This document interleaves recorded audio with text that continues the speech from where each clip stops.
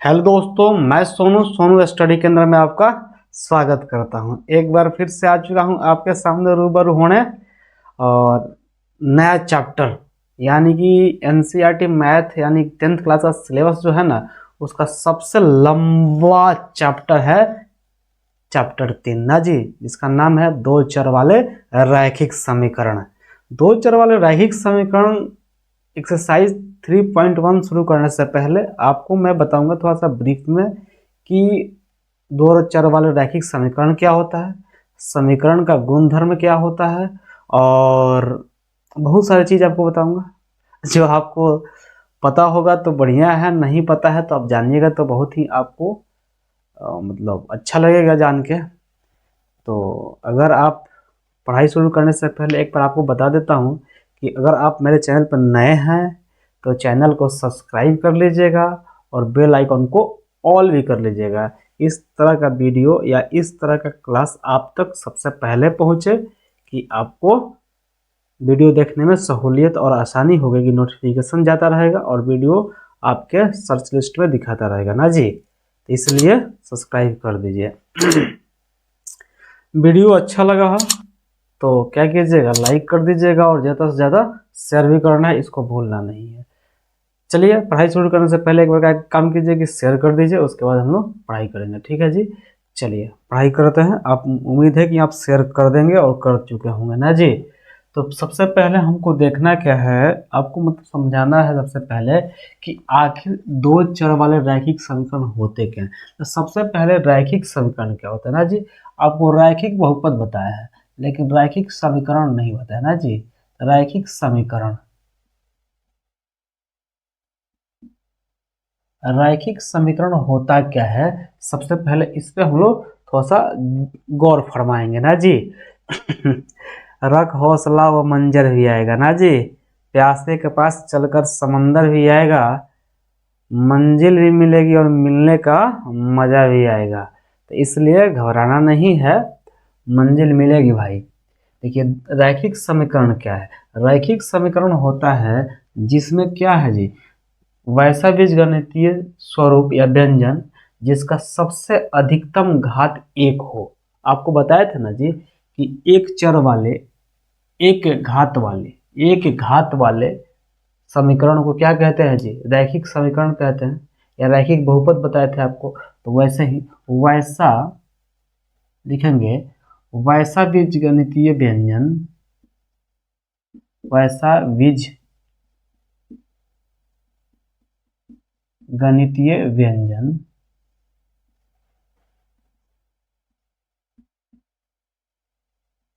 जिसमें जिसमें सबसे अधिकतम घात या पावर, सबसे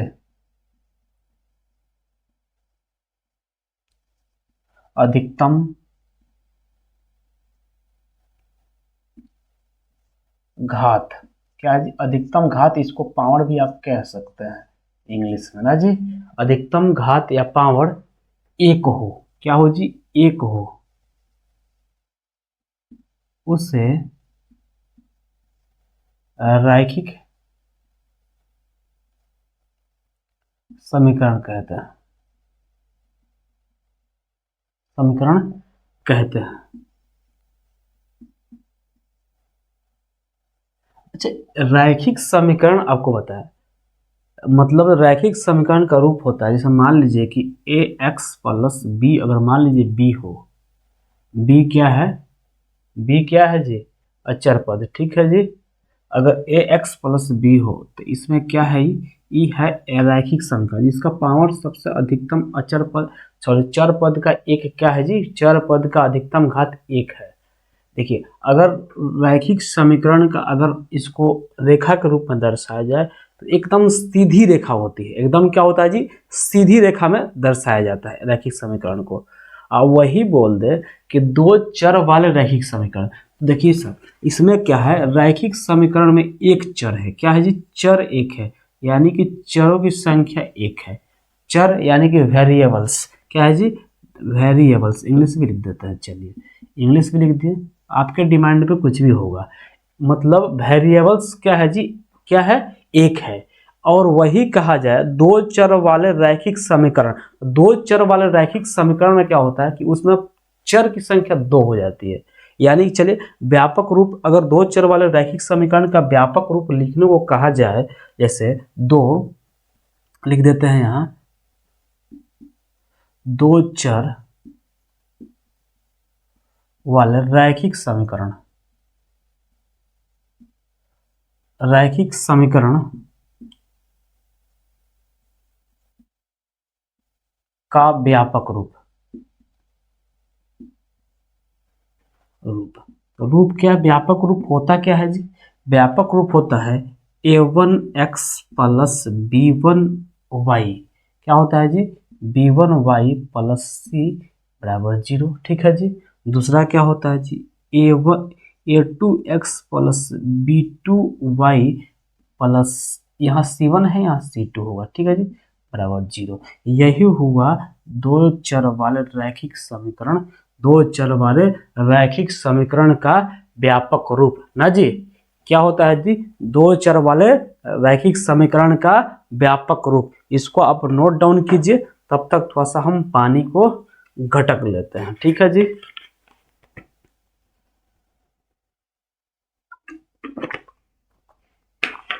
बहुत गर्मी बढ़ गया है ना जी। गेहूं की कटाई भी शुरू है, तो गेहूं के कटने तो आप लोग कर रहे होंगे जी। थोड़ा सा धूप से बच के काम करना है कि इससे तबीयत खराब ना हो। काम तो करना ही है भाई, काम से पीछे नहीं हटना है, और पढ़ाई भी साथ साथ करना है हम लोगों को। हम लोग थोड़ा सा मिडिल क्लास फैमिली से आदमी भाई, हम भी वही हैं जो आप लोग हैं। आप ही लोग से हम मतलब बिलोंग करते हैं, तो इसलिए हम कोई उतना बड़ा स्टार आदमी नहीं है कि खेत उत में काम ना करें। काम हम भी करते हैं। ठीक है जी। तो इसे काम करना है, बस धूप से बच के काम करना है, सेहत को ध्यान में रखते हुए काम धंधा जो भी है करना है, और पढ़ाई साथ साथ चलता रहेगा हम लोगों का। इसमें कोई दो राय या कोई भी डाउट नहीं होना चाहिए। ठीक है जी। ये क्या हुआ? रैखिक समीकरण। ये हुआ दो चर वाला रैखिक समीकरण का व्यापक रूप। यहाँ एक बात और समझने योग्य है, क्या है जी? कि यहाँ a1 b1 c1 a2 b2 और c2 सभी वास्तविक संख्या होनी चाहिए। वास्तविक संख्या यानी real number. Real number in sense कहा जाए, उसका डिफिनीशन क्या होता है? तो फटाफट आप डिफिनीशन डिस्क्रिप्शन बॉक्स में लिख कर दिखा देंगे जी आप। जैसे आप लिखिएगा क्या?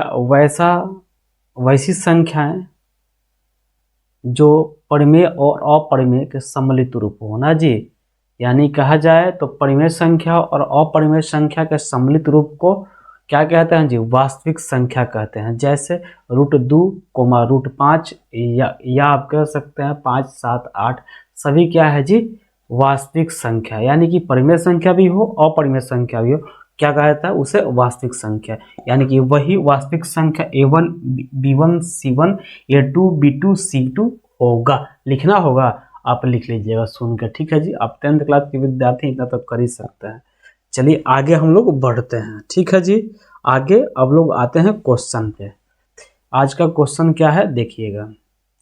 Question of the day. आपको कोई दिक्कत नहीं होगा।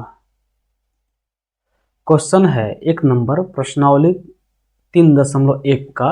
अवताप अपनी पुत्री से कहता है। भाई साहब वीडियो को अंत तक अवश्य देखिएगा, बहुत ही बढ़िया क्वेश्चन है।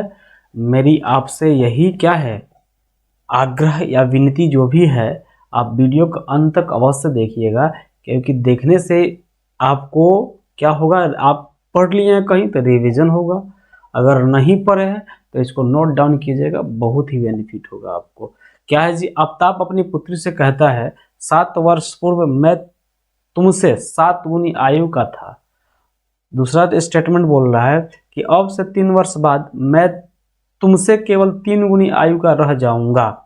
इस स्थिति को बीजगणितीय एवं ग्राफीय रूप से व्यक्त कीजिए। ठीक है जी। ग्राफी पहले तो करना है बीजगणितीय, उसके बाद क्या करना है जी? ग्राफीय विधि से उसको निरूपित करना है। भाई साहब क्वेश्चन मुझे सामने दिख रहा है लैपटॉप में, आपको मैं कैमरे में देखकर पढ़ा रहा हूँ। ठीक है जी। सामने मेरा लैपटॉप रखा हुआ, जिसमें मैं आपको एक दिन आपको दिखाएंगे पूरा सिस्टम कैसे हम वीडियो बनाते हैं। ठीक है जी। क्या है? सामने लैपटॉप रखा है, इसमें क्वेश्चन मुझे दिख रहा है, आपको व्हाइट बोर्ड पर दिख रहा होगा और उसके बाद मैं इससे बनाता हूँ, ठीक है। कोई दिक्कत, इसको हम इरेज कर देते हैं, ठीक है जी। इसको मिटाते हैं। थोड़ा सा हाथ में आज दर्द हो गया है, थोड़ा सा आज क्रिकेट खेलने चले गए ग्राउंड पे, इसलिए हाथ में थोड़ा सा क्या हुआ जी, दर्द हो रहा है। कोई बात नहीं, जब क्या है, जब जुनून होगा ना तो सब चीज़ संभव है। आपको पढ़ाने का जुनून है कि मेरा भाई, छोटा भाई जो भी मुझसे पढ़ रहा है उसका क्लास छूटे नहीं, यही मैं चाहता हूँ, ठीक है जी। क्या है जी, आफ्ताब। तो यहाँ लिखेंगे पहले तो वर्तमान आयु से तुलना करना होगा कि मान लीजिए किसी अभी वर्तमान आयु है, यानी कि अब से 7 वर्ष पूर्व, और फिर बोल रहा है अब से 7 वर्ष बाद। तब बाद वाले में क्या होता है, वर्तमान आयु में जुड़ता है, और पूर्व वाले में क्या होता है, वर्तमान आयु से घटता है। तो सबसे पहले वर्तमान वाले 2 चर वाले रैखिक समीकरण है, तो इसमें 2 चर मानेंगे। क्या जी, क्या मानेंगे, 2 चर मानेंगे, यानी कि आफ्ताब का आयु बराबर x मान लेंगे और उसकी पुत्री का आयु बराबर y मान लेंगे, ठीक है। कोई दिक्कत? अब देखिए कैसे ऐसे मानते हैं। माना माना आफ्ताब, माना क्या माने जी, माना आफ्ताब, आफ्ताब है, क्या है जी, आफ्ताब है। माना आफ्ताब की वर्तमान आयु, की नहीं का, माना आफ्ताब का वर्तमान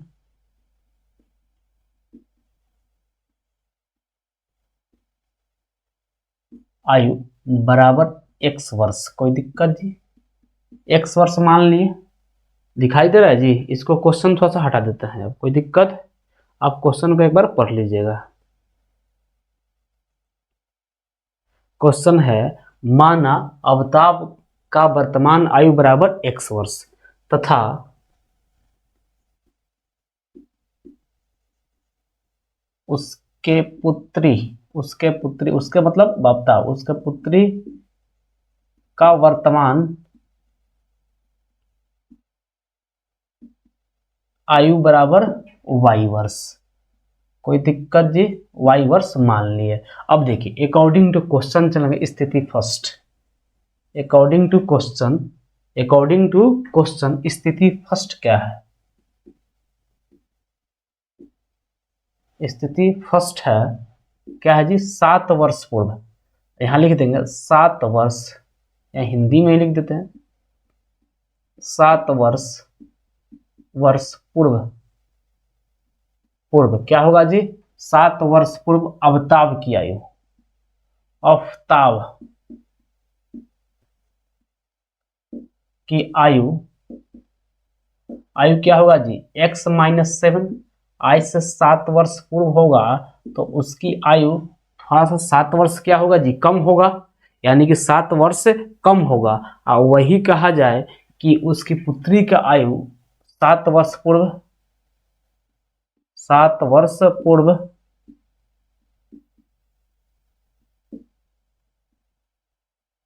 उसकी पुत्री की आयु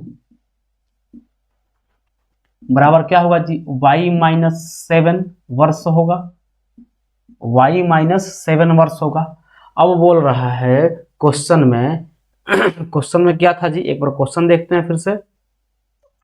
क्वेश्चन में था कि 7 वर्ष पूर्व तुमसे 7 गुनी आयु का था, यानी कि 7 गुनी आयु उसके पुत्री की आयु से था ना जी, पुत्री की आयु से 7 गुनी आयु का था। यानी कि हम लिख सकते हैं जितना आयु x माइनस 7 का था, यानी कि आफ्ताब का था, उसके पुत्री की आयु से 7 गुनी, यानी कि मान लीजिए कि मेरी पुत्री मान लीजिए होगी एक, तो मैं अगर आज सपोज डेट मान लीजिए कि 24 साल का हूँ और उसकी आयु मान लीजिए कि आज से 3 साल की होगी वो मान लीजिए, तो मैं उससे क्या हूँ, 8 गुनी बड़ा हूँ, 8 गुना बड़ा हूँ, तो क्या होगा, पुत्री की आयु को गुना करके अपने आयु के बराबर लाएंगे, यानी कि बराबर करना होगा तो पुत्री में क्या होगा, गुना करना होगा, पुत्री में गुणा करना होगा। तो क्या आएगा जी, अब इसको हल करेंगे तो ये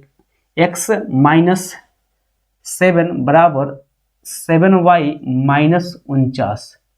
कोई दिक्कत जी, यहाँ 7 से गुणा कर दिए। अब देखिए अचर पद को एक तरफ और चर वाले को एक तरफ, तो x माइनस 7y बराबर ये क्या होगा माइनस 49, और क्या होगा जी इधर भेज दिए 7 में आएगा प्लस।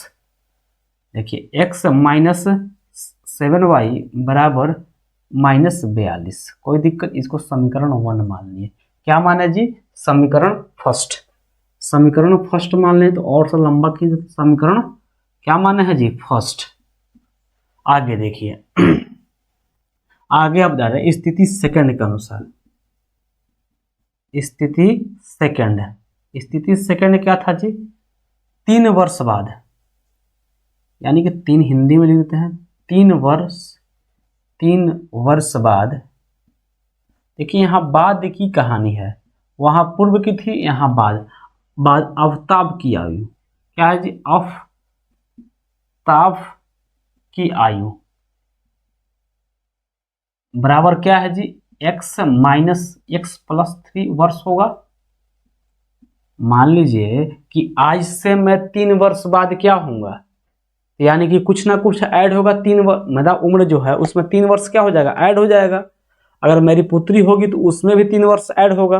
तो क्या हुआ जी, यहाँ तथा 3 वर्ष बाद, 3 वर्ष बाद उसकी पुत्री की आयु क्या होगा जी, y प्लस 3 हो जाएगा। y प्लस 3 वर्ष, कोई दिक्कत, y प्लस 3 वर्ष दिखाई दे रहा है जी, प्रॉपर दिखाई दे रहा है कि एक लाइट को थोड़ा सा बंद कर दें तब दिखाई देगा आपको, दिखाई दे रहा है जी, दिखाई आपको दे रहा होगा। थोड़ा सा हम देख लेते हैं, हाँ दिखाई दे रहा है, ठीक है। नहीं दिखाई दे रहा है थोड़ा सा ब्राइटनेस कम कर लीजिएगा। अगर उससे भी दिखाई नहीं दे रहा थोड़ा सा आप क्या कीजिएगा, रेजुलेशन बढ़ा दीजिएगा, 360p पे देखिएगा ना तो बिल्कुल साफ दिखाई देगा। क्या है जी, 3 वर्ष बाद आफ्ताब की आयु x प्लस 3 तथा 3 वर्ष बाद उसकी पुत्री की आयु y प्लस 3 वर्ष हो जाएगा। भाई साहब सेटअप थोड़ा सा दूसरे जगह किए हैं सब चीज़ का, इसलिए थोड़ा सा लाइट का मैनेज कीजिएगा, ठीक है। थोड़ा सा लाइट कम बेस हो सकता है क्योंकि थोड़ा सा जिस जगह पर जो सब चीज़ था ना जी, बोर्ड वोर्ड, उसको थोड़ा सा हटा के जगह चेंज किए हैं, इसलिए लाइट का प्रॉब्लम थोड़ा सा हो रहा होगा, ठीक है जी। क्या है जी, इतना वर्ष। अब देखिए तो 3 वर्ष, अब क्वेश्चन में आ रहा था, क्वेश्चन बोल रहा था कि आफ्ताब का आयु जो है कि क्या है जी, कि 3 वर्ष बाद तुम केवल 3 गुनी आयु का रह जाऊंगा, तुमसे 3 गुनी आयु का रह जाऊंगा ना जी, यानी कि 3 गुना करना है। इसको फिर से हटाते हैं, देखिए क्या है जी, x प्लस 3 आफ्ताब का आयु उसके पुत्री के आयु, इसको ब्रैकेट को हटा देते हैं, क्या है जी बराबर क्या है 3 गुना y 3 इंटू वाई प्लस 3, ठीक है जी।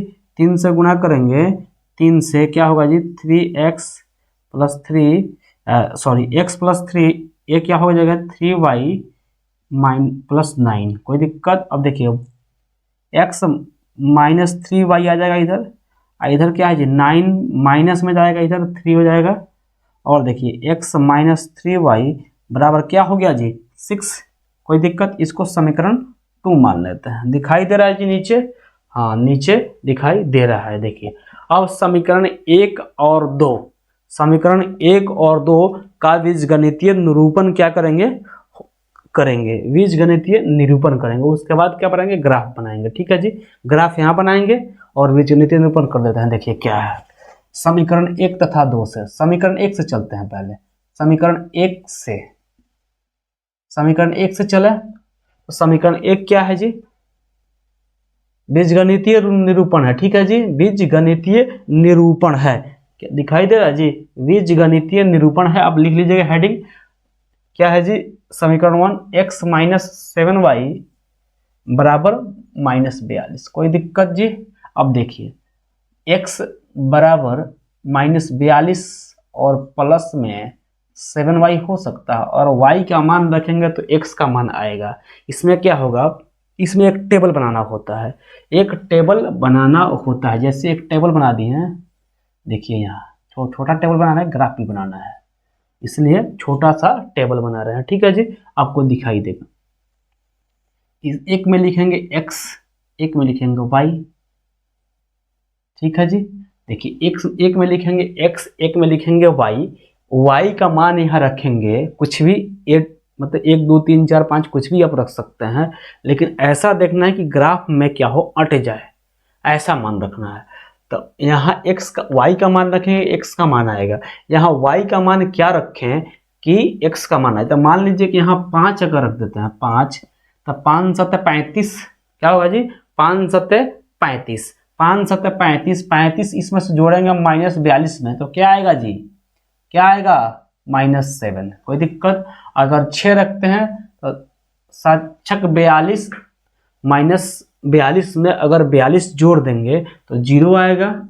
अगर 7 रखते हैं तो क्या आएगा, 7 7 से 49, और -42 में 49 जोड़ दें तो क्या आएगा जी, प्लस का 7 आ जाएगा। कोई दिक्कत, प्लस का 7 आ जाएगा। कोई दिक्कत है जी, यहाँ तक आपको समझ में आया? यहाँ तक अगर यहाँ तक समझ में आया तो लिखिए यस बॉस। ठीक है जी, अब देखिए, अब इसके बाद समीकरण 2 से चलते हैं। समीकरण 2 से समी लिखते हैं, शॉर्टकट में समी यानी कि समीकरण 2। समीकरण 2 क्या है जी, यहाँ देखिएगा, समीकरण 2 यहाँ दिखाई दे रहा है, x माइनस वाई 3y बराबर 6 है। यहाँ 6 है, 0 नहीं 6 है। ठीक है जी, आप समझिएगा ध्यान से। यहाँ देखिए x बराबर 6 माइनस है तो प्लस में 3y हो जाएगा जी, प्लस में है, यहाँ माइनस में है तो इधर जाएगा तो प्लस में हो जाएगा। यहाँ देखिए, अब इसको सेम अगले जैसा क्या होगा जी, ब्रैकेट को लगाएंगे और x और y का मान निकाल लेंगे, x y। अब देखिए यहाँ क्या है जी, अगर x का मान रखते हैं, y का मान रखेंगे तो क्या आएगा जी, x का मान आ जाएगा। तो यानी कि अब देखिए क्या रख दे, x और y का मान, यानी कि y का मान रख देंगे क्या जी, -2 अगर रखते हैं। देखिए मतलब इस तरीका से रखना है। अगर मान लीजिए 1 रखते हैं, तो 3 हो जाएगा, 3 1 3, यानी कि और 6 में 3 जोड़ देंगे तो 9 हो जाएगा। तो ग्राफ खींचने में कितना बड़ा ग्राफ खींचेंगे जी, तो बड़ा हो जाएगा, इसलिए -2 रखते हैं। क्या रखते हैं, -2। तो -2 रखेंगे तो 6 आ जाएगा, और 6 में से 6 क्या जी, -2 रखे तो -6 हो जाएगा, और -6 घटा लेंगे 6 में से तो बचेगा 0।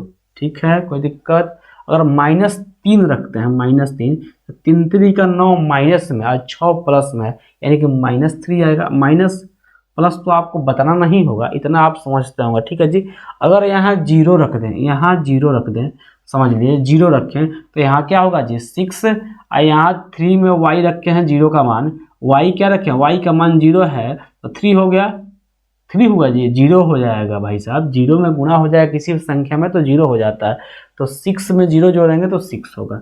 अब यहाँ ग्राफ खींचना है, भाई साहब बोर्ड तो भर गया है, ग्राफ खींचना है।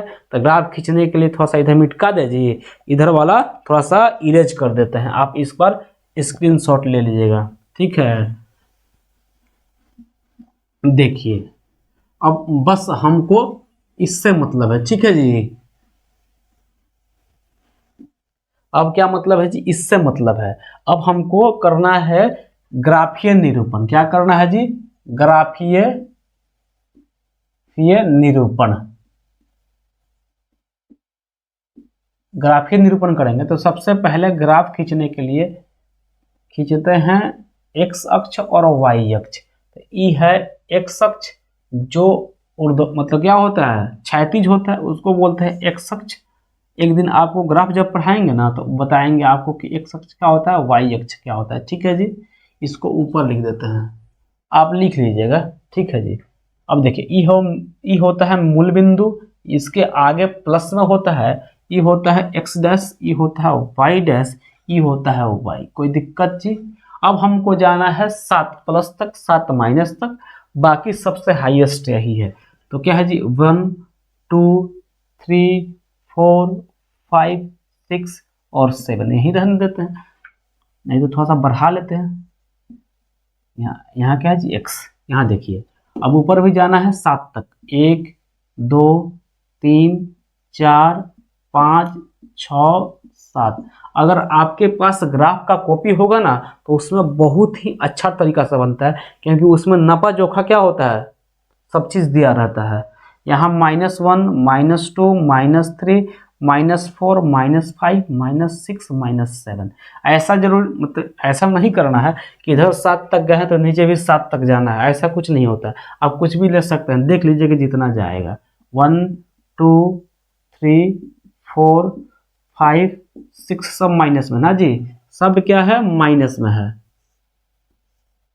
-7 यहाँ x डैश, कोई दिक्कत। अब देखिए फर्स्ट में x का मान -7, x का मान -7, -7 यहाँ है, यहाँ देखिए, और y का 5, x का -7, जो ऊपर लेंगे नीचे वही लेंगे, ठीक है जी।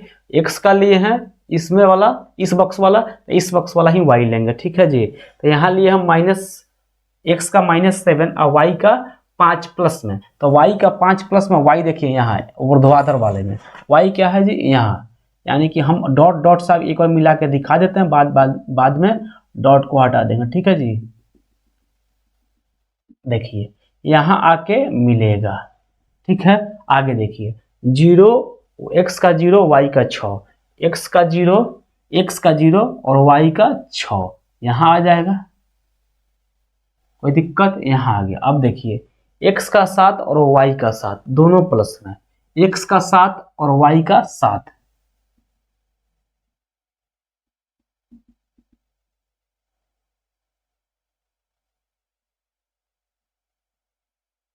यहाँ आएगा। अब इसको जब मिलाएंगे ना तो ऐसे देखिए, ऐसे एक सीधी रेखा में मिलेगा एकदम परफेक्ट। जब इसको एरो से मार देंगे और यहाँ लिखेंगे जो जो इसका क्या है निर्देशांक है लिख देंगे 7,7 ई है, x का 0 था y का 6 था, और यहाँ क्या था जी, यहाँ था x का -7 और y का 5। अब इसको डॉट डॉट को मिटा देते हैं, ठीक है जी।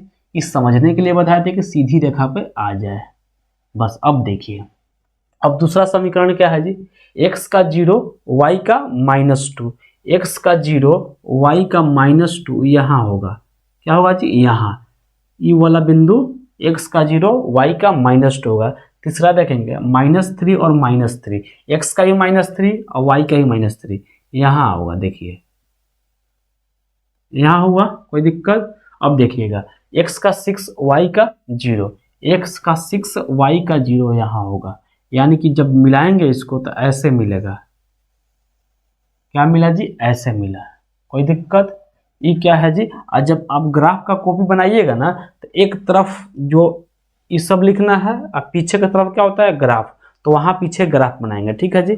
अब इसको निर्देशांक को लिखना है, ये था 0 और -2, सॉरी ये था -3 और -3, और ये वाला निर्देशांक था 0 और -2, ये वाला निर्देशांक था 6 और 0, कोई दिक्कत जी। अब एक बात और याद रखिएगा, तो जो समीकरण जिसका रेखिक समीकरण आप रेखा खींचे हैं, जिसका रेखा खींचे हैं उस समीकरण को उस पर लिख दीजिए, क्या है जी इसका x -3y = 6, ये वाला समीकरण जो है इसका रेखा ये है, तो x -7y = -42 लिख दिए, यही आपका हुआ आंसर, कोई दिक्कत जी। आज यहीं रुकते हैं, अगले दिन दोनों वीडियो को दोनों क्वेश्चन को कंप्लीट करेंगे और आगे हम लोग बढ़ेंगे, यानी कि एक्सरसाइज 3.1 को कल हम लोग खत्म करेंगे, कोई दिक्कत जी। यहाँ तक कोई दिक्कत आपको नहीं समझ में आया हो भाई, वीडियो को बार बार रिवाइंड करके देखिएगा, समझ में आ जाएगा। नहीं तो 2 प्रश्न और हैं इस पे बताएंगे, बिल्कुल निश्चिंत रहिएगा, समझ में आ जाएगा आपको। अगर नहीं आया है तो रिवाइंड करके फिर देखिए, ठीक है जी। चलिए मिलते हैं अगले दिन, और भाई साहब थोड़ा सा परिवार को बड़ा कीजिए, परिवार जितना बड़ा होगा पढ़ाने में उतना ज़्यादा क्या आएगा जी इंटरेस्ट आएगा मुझे, तो इसलिए परिवार को लंबा चौड़ा करने के लिए आपका सहयोग ही सब कुछ है। यानी कि आप चैनल को सब्सक्राइब करेंगे, शेयर करेंगे, वीडियो लाइक करेंगे तो क्या होगा, मेरा मनोबल बढ़ेगा। और जो भी भाई बंधु मित्र हैं जो 10th क्लास के एग्ज़ाम देने वाले हैं, या अभी क्या है जी, अभी क्या हो रहा है जी, अभी कंपार्टमेंटल का एग्ज़ाम होने वाला है, तो उसमें भी ग्राफ का क्वेश्चन आता है, तो आप उसके लिए भी देख सकते हैं। ठीक है जी, कंपार्टमेंटल का एग्ज़ाम देना है तो क्या होगा, एक बार आपका रिवीजन हो जाएगा, आप देख लीजिएगा। ठीक है जी, मिलते हैं एक छोटे से ब्रेक के साथ। जय हिंद।